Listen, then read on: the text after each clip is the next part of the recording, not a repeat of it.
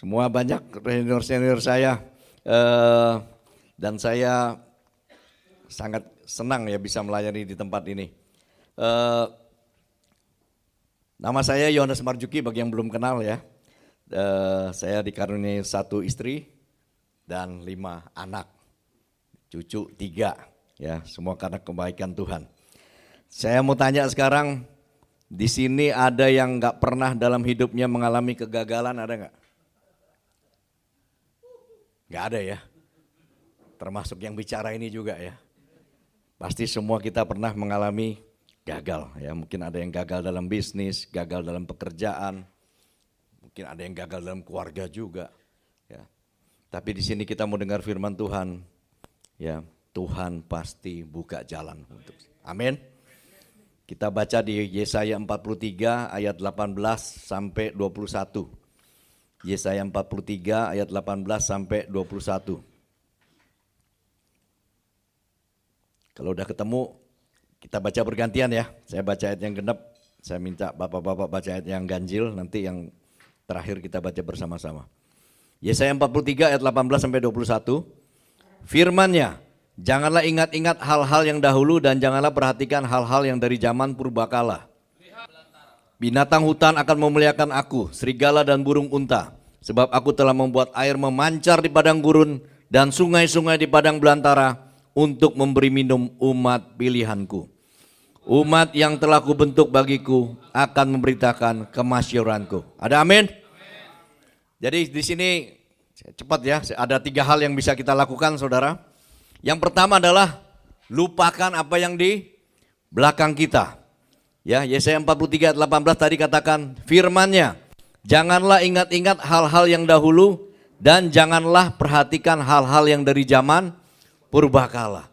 Seringkali kita diizinkan oleh Tuhan mengalami kegagalan dengan maksud yang baik buat kita.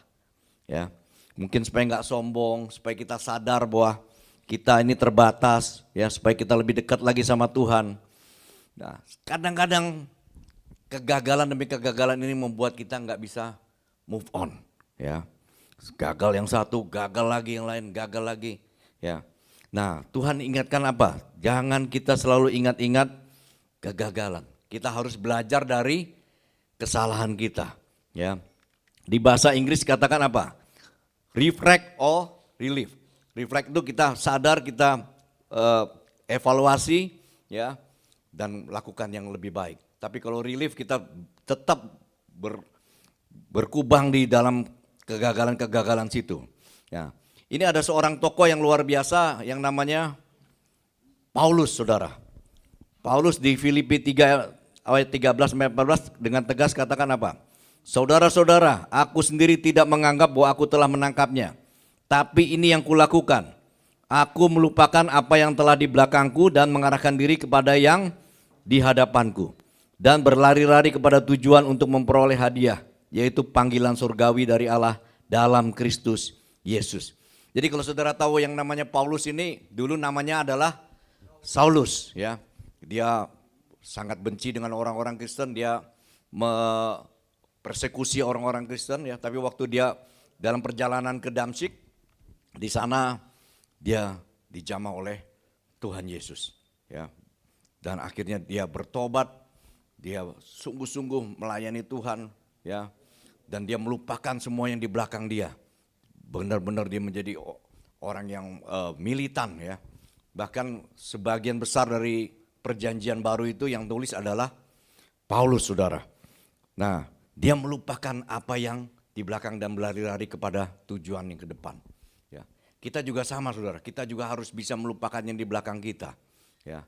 Orang dunia katakan apa? The show must go on. Pertunjukan harus jalan terus. Ya, jangan kita terpaku dengan kejadian-kejadian di belakang kita. Ya. Nah, saudara, yang paling sulit bagi kita untuk melupakan itu salah satunya adalah kita mengampuni, saudara. Itu satu hal yang gampang diucapkan tapi susah dilakukan. Benar apa benar, saudara?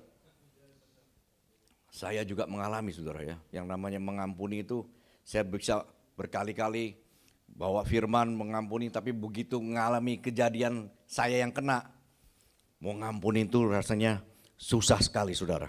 Ya, misalnya kita ditipu pasangan bisnis, ya, atau diperlakukan gak adil oleh pasangan kita, itu kadang-kadang kita mau buka pintu pengampunan itu gak mudah saudara. Tapi firman Tuhan katakan apa? Bukan dengan kekuatan kita, tapi dengan rohku, firman Tuhan semesta alam. Itu ada di Zakaria 4 ayat 6. Ya. Jadi saudara minta kekuatan dari Roh Kudus untuk bisa kita mengampuni orang yang bersalah kepada kita. Ya, gak mudah, tapi saya percaya dengan kekuatan Roh Kudus kita bisa membuka pintu pengampunan. Saya kasih contoh satu tokoh yang luar biasa saudara, yang namanya adalah, siapa ini kenal ya? Nelson Mandela. Ini adalah terakhir dia jadi presiden di Afrika Selatan. Tapi sebelumnya waktu zaman politik apartheid yang membedakan warna kulit, Mandela ini dipenjara 27 tahun. Dan selama di penjara itu ada seorang sipir penjara yang sangat bengis, ya, orang kulit putih yang selalu membuli dia. Ya, dia dibully luar biasa sampai pernah suatu saat dia digantung terbalik saudara. Akhirnya mohon maaf ya dikencingin saudara mukanya. Di situ dia dendam luar biasa dan dia bilang apa? Suatu saat saya akan balas kamu katanya. Nah akhirnya waktu berlalu saudara. Waktu berlalu politik apartheid hapus di sana. Presiden pertama yang terpilih setelah politik apartheid terhapus siapa saudara? Nelson Mandela. Ya, jadi waktu dia jadi presiden di istana, hari pertama dia bilang panggil sipir penjara itu. Waduh, sipir penjara itu terkencing-kencing, dulu dia kencingin orang, sekarang dia terkencing-kencing. Ketakutan dia, ya. Wah, mau diapain ini? Tapi waktu dia datang, dia mendekati Nelson Mandela, Nelson Mandela pelan-pelan juga menghampiri dia. Bukan diapa-apain saudara, bukan dipukul, bukan diapa, dipeluk saudara. Dia bilang apa? Hal pertama yang saya mau lakukan adalah saya mengampuni kamu katanya. Wah itu sipir penjara itu nangis saudara, gak bisa bicara lagi dia. Itu saya bilang luar biasa ya Nelson ya. Orang yang udah disakiti luar biasa bisa buka pintu pengampunan. Luar biasa saudara. Tapi itulah kalau Tuhan Yesus mengajarkan pengampunan, dia pasti tahu kita punya kekuatan untuk bisa mengampuni. Amin saudara. Tuhan yang kasih kita kekuatan ya. Dan Nelson Mandela nggak melihat ke belakang, dia lihat ke depan ya. Nah ini seperti yang dikatakan di dalam Matius 18 ayat 23 sampai 35, nanti baca sendiri ya. Tapi di sini diceritakan apa? Mengenai ada seorang yang berhutang kepada raja 10.000 talenta. Dia minta diampunin, Tuhan, raja itu mengampuni ya orang ini. Tapi begitu dia keluar, ketemu hambanya yang berhutang sama dia cuman 100 dinar. Ya. Saya udah hitung saudara, itu background saya akuntan saudara ya. Jadi saya hitung tuh 10.000 talenta sama 100 dinar tuh kira-kira 1:100 juta saudara. Banyak gak saudara? Banyak sekali ya. Nah waktu dia keluar ketemu sama hamba ini, bayar utang kamu. Cuman 100 dinar. Gak mau, gak punya duit katanya. Langsung dimasukin ke penjara. Nah waktu dia lapor, orang-orang lapor kepada raja, rajanya marah. Kamu utang 10.000 talenta saya ampuni. Tapi orang ini cuman utang 100 dinar, kamu gak bisa ampuni. Akhirnya dia dimasukkan ke penjara saudara. Nah di ayat yang 35 inilah dikatakan seperti ini saudara. Maka Bapakku yang di surga akan berbuat demikian juga terhadap kamu apabila kamu masing-masing tidak mengampuni saudaramu dengan segenap hatimu. Jadi kalau kita gak bisa mengampuni, doa kita itu bisa mentok ke langit-langit saudara. Amin saudara. Ya, jadi buka pintu pengampunan. Kitalah orang yang berhutang 10.000 talenta itu saudara. Tuhan udah ampuni. Kenapa kita nggak bisa ngampuni orang yang hutang sama kita cuman 100 dinar? Orang yang salah sama kita. Jadi kalau hari ini saudara punya dendam, punya kepahitan sama orang, buka pintu pengampunan saudara. Amin saudara. Ya, percaya Tuhan pasti buka pintu berkat buat orang yang bisa mengampuni. Amin. Jangan sampai disimpan terus, lama-lama jadi akar kepahitan. Itu ada di Ibrani 12 ayat 15 ya, katakan apa? Jagalah supaya jangan ada seorang pun menjauhkan diri dari kasih karunia Allah, agar jangan tumbuh akar yang pahit yang menimbulkan kerusuhan dan mencemarkan banyak orang. Nah, saya sendiri saudara, saya punya kesaksian gimana saya dulu udah sering khotbah mengenai pengampunan, tapi begitu itu menimpa saya, gak gampang saudara.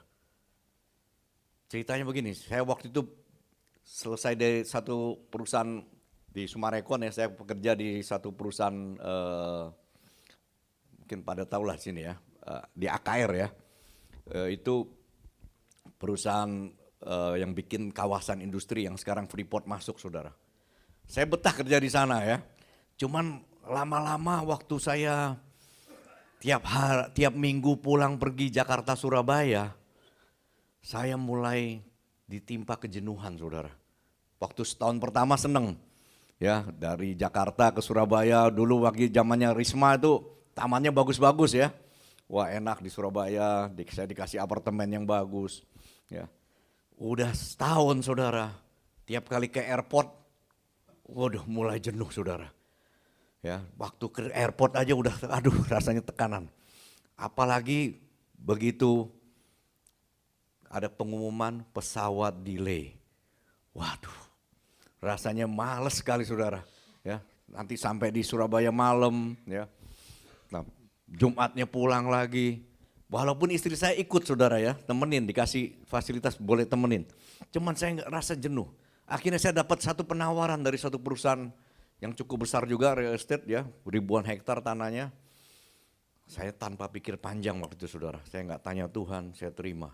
Ya, saya terima, mula-mula kerja enak. Begitu udah 11 bulan saya dipanggil saudara. Pak Yohanes, mulai besok Pak Yohanes udah gak usah gabung di sini lagi katanya. Saya kaget saudara.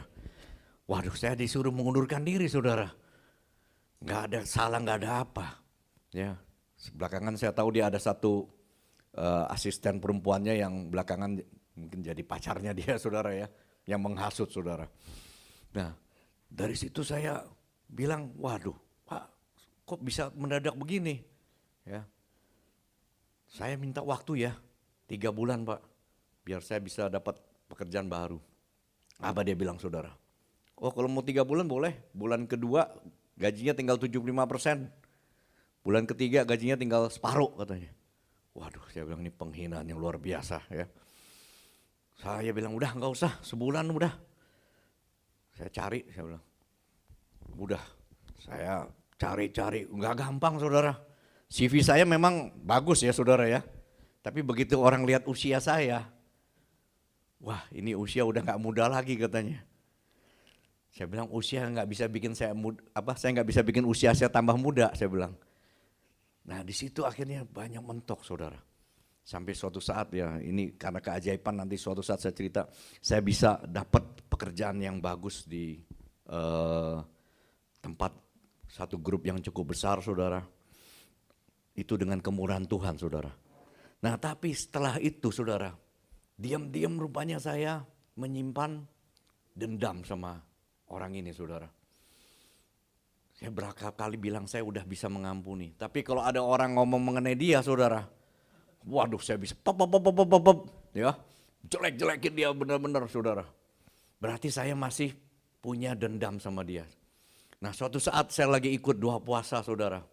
Tuhan tegur saya, kamu harus mengampuni orang ini. Udah Tuhan saya udah ampuni.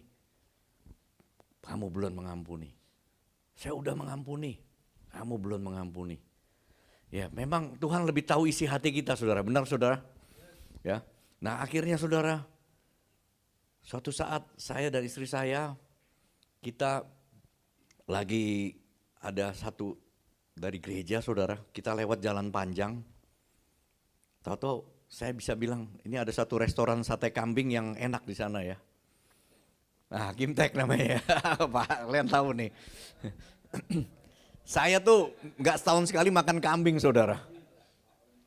Tapi ini kali waktu itu saya diundang sama, saya undang istri saya bilang, kita makan kambing yuk kali ini yuk. Ah ya boleh katanya. Biasa parkir juga susah saudara, ini kali parkir gampang. Datang sana saya masuk, istri saya duluan di depan, saya di belakang dia. Terus pas mau masuk ketemu orang yang direktur yang saya kerja di situ saudara, direkturnya. Saya angkat tangan, apa kabar? Ya. Yang ngebalik di belakang saya nggak lihat saudara. Begitu dia balik, aduh ini orang yang saya benci benar saudara. Ada di situ saudara. Waduh gimana nih. Ya istri saya salamin dulu, akhirnya saya juga salamin dia saudara. Nah begitu itu saya duduk agak jauh dikit lah ya. Nah ternyata dia udah mau selesai saudara. Dia udah mau selesai, dia mau balik. Dari situ saya dengar suara Tuhan jelas. Kamu harus minta maaf sama dia. Waduh itu berat sekali buat saya saudara. Tuhan saya nggak salah Tuhan. Saya nggak salah. Dia yang salah. Tapi suara itu makin keras saudara. Dan orang ini makin dekat, makin mau mendekati saya saudara ya. Saya bergumul antara mau minta maaf apa enggak saudara. Akhirnya suara Tuhan yang menang saudara. Saya bangun, saya salamin dia. Pak saya minta maaf kalau saya buat salah. Kaget dia saudara. Gak nyangka saya bisa bilang minta maaf ya. Wah itu yang lakukan manajemen katanya. Nah di situ saya nggak dengar dia alasannya apalah. Tapi saya udah lakukan bagian saya dan saya merasa lega sekali saudara. Setelah saya minta maaf ya. Nah setelah itu memang gak terjadi apa-apa saudara. Tapi berapa minggu kemudian nanti saya ceritakan di berikutnya saudara. Tuhan bertindak saudara. Ya. Nah dari saudara, percaya saudara kalau saudara minta membuat pengampunan sama orang. Tuhan itu perhitungkan saudara. Amin saudara. Ya, jangan saudara simpan terus dendam itu saudara. Nah, yang berikutnya juga apa saudara? Jangan saudara gak bisa mengampuni diri saudara sendiri. Ya, sering-sering saudara juga punya kesalahan, saudara selalu menyalahkan diri saudara sendiri. Goblok gua, bego gua. Ya, jangan saudara salahkan diri saudara sendiri. Ya, stop blaming yourself. Ya, Tuhan izinkan kegagalan terjadi apa saudara? Karena Tuhan punya rencana yang lebih indah buat saudara. Amin saudara. Ya. Nah di Matius 22 ayat 39 katakan apa? Dan hukum yang kedua yang sama dengan itu ialah kasihilah sesama manusia seperti dirimu sendiri. Jadi penting buat kita bisa mengasihi diri kita sendiri saudara. Ya. Nah jadi kita bikin perdamaian dengan orang lain, bikin perdamaian dengan diri kita sendiri.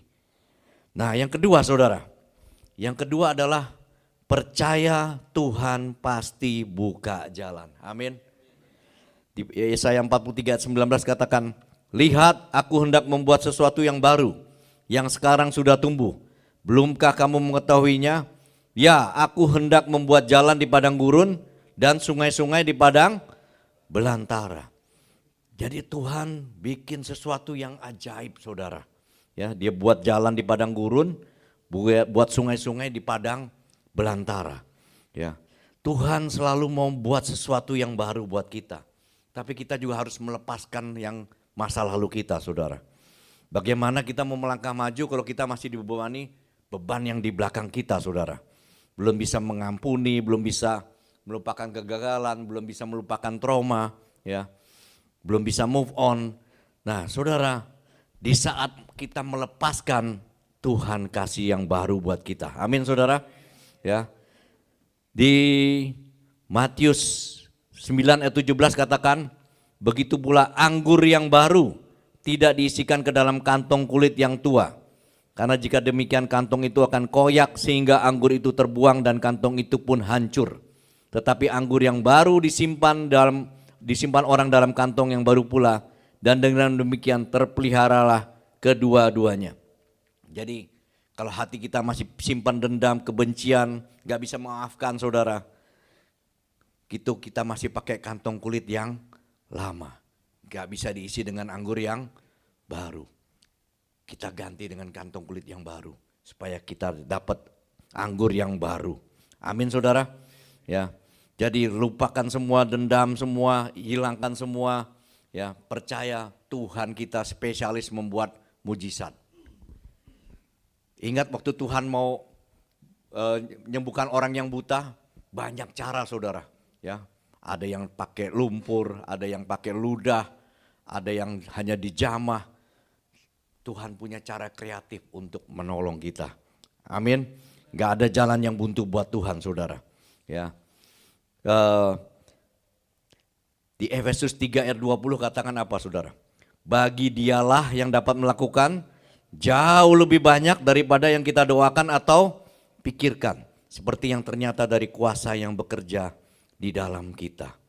Jadi percaya saudara, pikiran kita terbatas, otak kita terbatas, tapi Tuhan kita tidak terbatas saudara.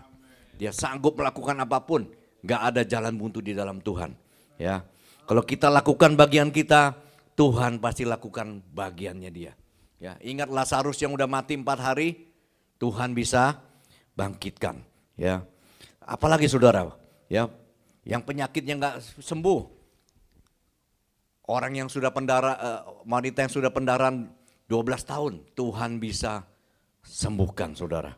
Jadi gak ada yang mustahil buat Tuhan.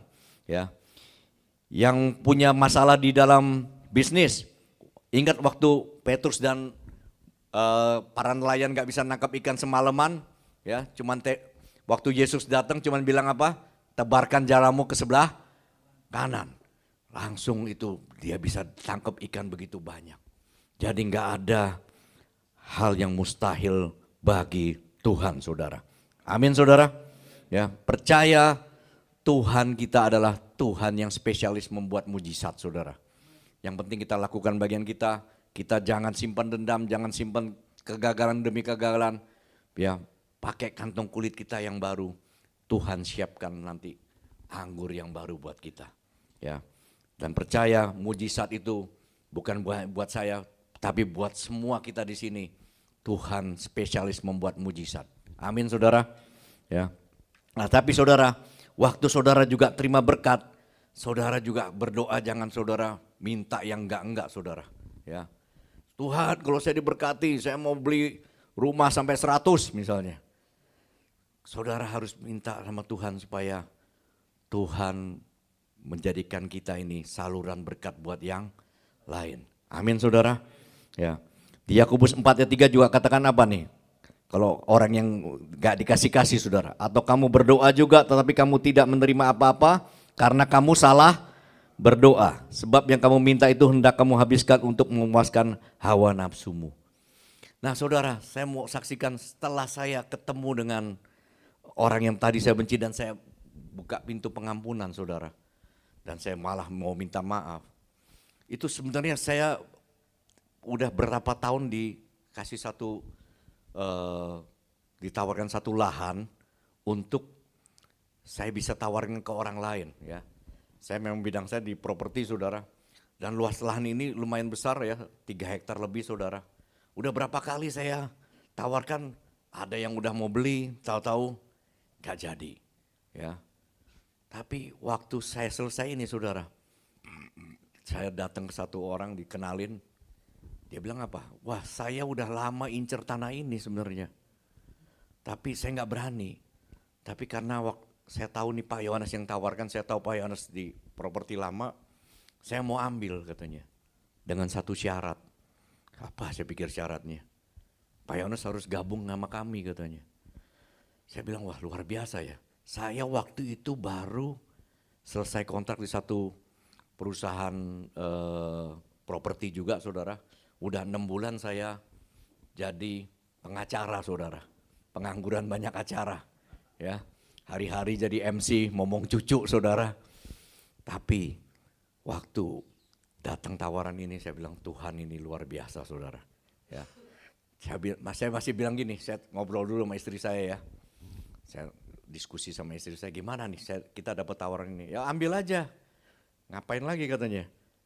Tapi kalau boleh saya mau minta dapat profit sharing, saya bilang. Istri saya nih kalkulatornya lebih tajam dari saya saudara. Ngapain profit sharing, minta aja share katanya. Waduh saya takut juga, saya bilang bener gak nih ntar. Akhirnya saya tanya sama teman saya, yang teman kuliah saya. Gue ditawarin kerja nih, gue mau minta share, berapa lu mau minta? Mungkin gue minta 10%, ngimpi lu katanya. Waduh saya bilang saya salah, minta advice ya. Kadang-kadang kita minta advice jangan sembarangan orang saudara, makin melemahkan saudara. Ya, akhirnya saya berdoa, saya bilang Tuhan kalau memang Tuhan izinkan saya dapat, saya pasti Tuhan kasih. Singkat cerita saya datang ke sana, saya bilang oke, saya terima, saya mau kerja di sini. Ya, jabatan saya dikasih jabatan presdir saudara. Terus saya bilang, tapi ada satu syarat, apa Pak? Saya minta share berapa persen? 10 saya bilang. Wah saya pikir dia ngoceh atau gimana saudara ya. Oke saya ngomong dulu sama papa ya katanya. Karena masih ada papanya saudara. Akhirnya seminggu depannya saya dipanggil. Oke Pak, kita kasih Bapak share 10% katanya. Beri kemuliaan buat Tuhan kita Yesus saudara. Saya bilang luar biasa Tuhan kita. Saya dikasih share, saya dikasih kendaraan, saya dikasih supir. Semua dikasih fasilitas, asuransi segala macam. Tuhan terlalu baik ya. Tapi saya ingat-ingat kembali, kok selama bertahun-tahun susah, akhirnya dapat dibeli, malah dikasih pekerjaan, dikasih share. Apa triggernya? Pertemuan di Kimtek saudara. Ya, itu triggernya di situ saudara. Saya mengampuni, saya minta maaf, Tuhan pekerjakan bagian dia. Amin saudara. Beri kemuliaan buat Tuhan kita Yesus saudara. Jadi percaya saudara, kalau saudara melupakan di belakang, mengampuni orang, Tuhan punya 1001 cara untuk buka jalan buat saudara. Amin. Gak ada jalan buntu buat Tuhan. Yang ketiga yang terakhir saudara. Jadi saksi Kristus. Yesaya 43 ayat 20-21 katakan, binatang hutan akan memuliakan aku, serigala dan burung unta. Sebab aku telah membuat air memancar di padang gurun dan sungai-sungai di padang belantara untuk memberi minum umat pilihanku. Umat yang telah kubentuk bagiku akan memberitakan kemasyuranku. Saudara, Tuhan mau kita menjadi saksinya untuk memberitakan kabar baik, yaitu keselamatan di dalam Yesus. Makanya saya juga senang bergabung di Full Gospel itu saudara. Kesaksian demi kesaksian yang menguatkan. Ya, semua meninggikan nama Yesus. Semua karena ada Yesus di belakang kita. Amin saudara. Ya, mujizat demi mujizat, orang-orang yang bangkrut bisa dipulihkan, orang-orang yang keluarganya berantakan ya. Tadi Bro Dery juga bersaksi dulu hancur-hancuran ya. Di narkoba di semuanya, tapi gara-gara dengar kesaksian hidupnya bisa diubahkan. Ya. Jadi penting sekali buat kita untuk bersaksi, memuji, memuliakan nama Tuhan. Ya, wajib nggak saudara bersaksi? Wajib ya, karena Tuhan sudah memulihkan saudara, saudara wajib bersaksi buat Kristus. Ya, tapi yang paling penting kalau kita bersaksi saudara, jangan nama kita yang ditinggikan, tapi nama Tuhan yang ditinggikan. Kisah Rasul 1 ayat 8 katakan, tetapi kamu akan menerima kuasa kalau Roh Kudus turun ke atas kamu dan kamu akan menjadi saksiku di Yerusalem dan seluruh Yudea dan Samaria dan sampai ke ujung bumi. Jadi saudara, kita bersaksi dari Yerusalem, Yudea dan Samaria sampai ke ujung bumi. Tapi paling penting juga di Yerusalem saudara. Ya, di lingkungan keluarga kita. Jangan kita jadi batu sandungan di keluarga kita sendiri saudara. Ya. Kita bersaksi kemana-mana tapi hidupan di keluarga kita masih suka berantem, suka marahin istri, masih suka mukul istri. Ya, itu menjadi batu sandungan buat orang lain, saudara. Ya. Nah, kalau kita saksikan, kita juga harus tinggikan nama Yesus. Ya, di Yohanes 3 ayat 30 katakan, ia harus makin besar, tetapi aku harus makin kecil. Nama Tuhan yang kita tinggikan, yang kita muliakan, saudara. Ya. Nah, saudara, saya akan tutup dengan kesaksian bagaimana waktu saya dan istri saya kita bertobat, saudara. Dulu kami ini gak ada hari tanpa ribut, saudara. Berantem terus, ya, ribut terus. Kata-kata cerai itu sering sekali dulu kita ucapkan, saudara. Tapi waktu akhirnya kami dijamah Tuhan, kami lahir baru, kami terima Yesus sebagai Tuhan Juru Selamat. Kami mulai rubah, kami tahu kebenaran firman Tuhan. Ya, kami dengar lagu-lagu rohani, dulu lagu-lagu metal di rumah, saudara. Ganti lagu-lagu rohani, ya, terus kehidupan di rumah tangga jadi harmonis. Ya, berantem kadang-kadang ada juga, saudara, ya. Tapi udah gak kayak dulu lagi, saudara. Nah, saudara, hal yang dilihat pertama adalah ART kami, saudara. Waktu itu ada 2 ART kami, dia lihat kehidupan kami berubah. Tahu-tahu dia datang sama istri saya, dia bilang, Bu, saya mau belajar Alkitab, katanya. Wah, kita kaget, saudara. Akhirnya kita panggil hamba Tuhan untuk belajar. Ya, akhirnya singkat cerita dua-duanya bertobat, dibaptis, terima Yesus, saudara. Beri kemuliaan buat Tuhan Yesus. Saya luar biasa, saya bilang, waduh, Tuhan itu baik sekali, ya. Tuhan lihat perubahan di dalam diri kita, itu bisa jadi kesaksian hidup buat orang yang terdekat kita. Gak mudah loh, saudara, memenangkan ART, ya. Karena dia lihat sehari-harinya kita, saudara. Yang sekarang, yang satu ini sampai sekarang masih ikut sama kita, saudara. Dia udah kawin, dia udah dapat suami orang Manado, saudara. Ya, dan punya anak 2, anaknya 1 juga udah selesai kuliah, udah kerja. Ya, yang satu lagi masih SMA, ikut di kami juga, saudara. Tapi yang satu lagi waktu itu memang kurang hikmat, saudara. Begitu dia terima Yesus, dia tulis surat ke kampung, saudara. Haleluya, puji Tuhan, saya sudah terima Yesus, katanya. Gak lama dijemput dia, saudara. Tapi belakangan dia pernah datang dengan pacarnya orang Kristen juga, dia bilang, Bu, saya tetap sama Yesus, katanya. Ya, luar biasa, saudara. Jadi hari ini kita belajar kebenaran firman Tuhan, saudara.